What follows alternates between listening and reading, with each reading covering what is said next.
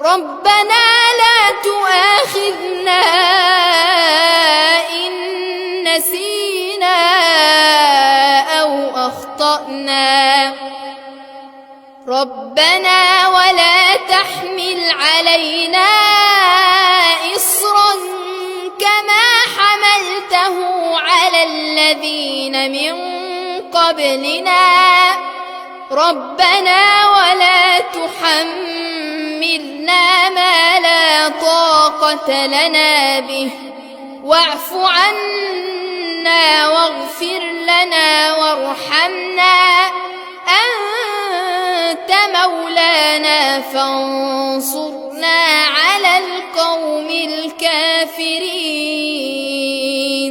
صدق الله العظيم.